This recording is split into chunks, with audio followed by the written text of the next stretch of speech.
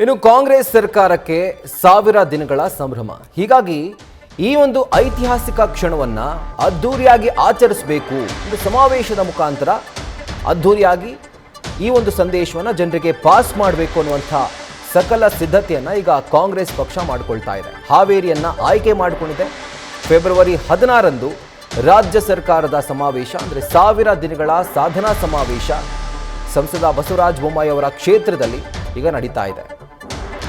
ಸ್ಥಳೀಯ ಸಂಸ್ಥೆಗಳ ಚುನಾವಣೆಯನ್ನು ಗಮನದಲ್ಲಿಟ್ಟುಕೊಂಡು ಜೊತೆಗೆ ಸರ್ಕಾರದ ಇಮೇಜನ್ನು ಮತ್ತಷ್ಟು ಬಲಪಡಿಸೋಕೆ ಈಗ ಸಿಎಂ ಸಿದ್ದರಾಮಯ್ಯ ಆದಿಯಾಗಿ ಕಾಂಗ್ರೆಸ್ ನಾಯಕರು ಪ್ಲಾನ್ ಮಾಡಿಕೊಂಡಿದ್ದಾರೆ.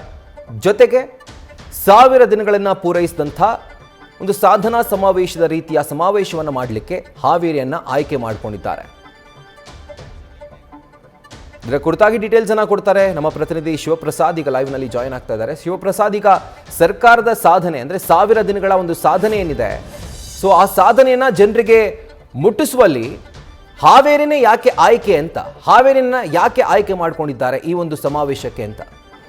ಖಂಡಿತವಾಗಿಯೂ ರಾಹುಲ್, ಈಗಾಗಲೇ ಅಧಿವೇಶನ ನಡೀತಾ ಇದೆ. ಈ ಸಂದರ್ಭದಲ್ಲಿ ಸರ್ಕಾರ ಮತ್ತೆ ಪ್ರತಿಪಕ್ಷಗಳ ವಿರುದ್ಧ ವಾಗ್ದಾಳಿ ನಡೆಯೋದನ್ನು ಕೂಡ ನಾವು ನೋಡ್ತಾ ಇದ್ದೀವಿ. ಇದಾದ ನಂತರ ಸರ್ಕಾರಕ್ಕೆ ಈ ಸಂದರ್ಭದಲ್ಲಿ ಅಂದ್ರೆ ಅಧಿವೇಶನದ ನಂತರ ಸರ್ಕಾರದ ಮುಂದಿನ ಟಾರ್ಗೆಟ್ ಏನು ಅಂದ್ರೆ 1000 ದಿನಗಳನ್ನು ಕೂಡ ಸರ್ಕಾರ ಪೂರೈಸಲಿದೆ. ಈಗಾಗಲೇ ಸಿದ್ದರಾಮಯ್ಯ ಅವರು 2.5 ವರ್ಷ ಪೂರೈಸಿ ಸರ್ಕಾರ ಅಂದ್ರೆ ಸಿಎಂ ನೇತೃತ್ವದ ಸರ್ಕಾರ ಈ ಅವಧಿಯಲ್ಲಿ 1000 ದಿನಗಳನ್ನು ಕೂಡ ಪೂರೈಸ್ತಾ ಇದೆ.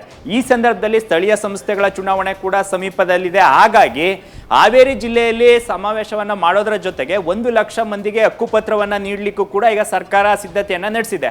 ಇದರ ಜೊತೆಗೆ ಈಗಾಗಲೇ ಬಾದಾಮಿ ಸೇರಿದಂತೆ ಶಾಮನೂರು ಶಿವಶಂಕರಪ್ಪ ಅವರ ನಿಧನದಿಂದ ತೆರವಾಗಿರ್ತಕ್ಕಂಥ ದಾವಣಗೆರೆ ವಿಧಾನಸಭಾ ಕ್ಷೇತ್ರದ ಉಪಚುನಾವಣೆ ಕೂಡ ಎದುರಾಗಲಿದೆ.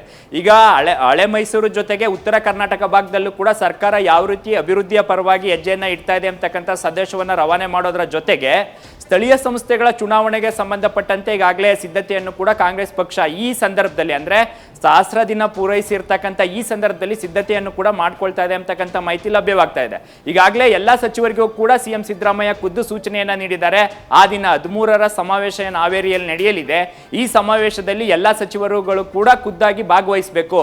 ಜೊತೆಗೆ ತಮ್ಮ ಇಲಾಖೆಯಲ್ಲಿ ಆಗಿರ್ತಕ್ಕಂಥ ಪ್ರಗತಿ ಇರ್ಬೋದು, ಈ ವಿಚಾರ ಕುರಿತಂತೆ ಕೂಡ ಮಾಹಿತಿಯನ್ನು ಕೂಡ ಸಿಎಂ ಸಿದ್ದರಾಮಯ್ಯ ಅವರು ಸ್ವೀಕಾರ ಮಾಡಿದ್ದಾರೆ. ಈ ವಿಚಾರಗಳ ಕುರಿತಂತೆ ಸಮಗ್ರವಾಗಿ ಅಂದಿನ ಕಾರ್ಯಕ್ರಮದಲ್ಲಿ ಪ್ರಸ್ತಾಪ ಮಾಡಲಿದ್ದು ಎಲ್ಲಾ ಸಚಿವರು ಮತ್ತೆ ಆ ಭಾಗದ ಶಾಸಕರುಗಳು ಕೂಡ ಭಾಗವಹಿಸ್ತಾರೆ.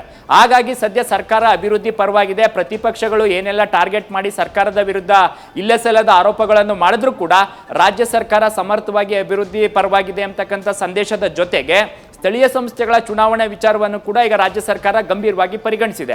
ಸಿಎಂ ಸಿದ್ದರಾಮಯ್ಯ ಅವರ ನೇತೃತ್ವದಲ್ಲೇ ಹೋಗಬೇಕು ಎಂಬತಕ್ಕಂಥ ಸಂದೇಶವನ್ನ ಉತ್ತರ ಕರ್ನಾಟಕ ಭಾಗದಲ್ಲಿ ರವಾನೆ ಮಾಡಿದ್ರೆ ಇತರ ಭಾಗಗಳಿಗೂ ಕೂಡ ಪೂರಕವಾದಂಥ ವಾತಾವರಣ ನಿರ್ಮಾಣವಾಗಲಿದೆ ಅಂತಕ್ಕಂಥ ಲೆಕ್ಕಾಚಾರದಲ್ಲಿ ರಾಜ್ಯ ಸರ್ಕಾರ ಇದೆ.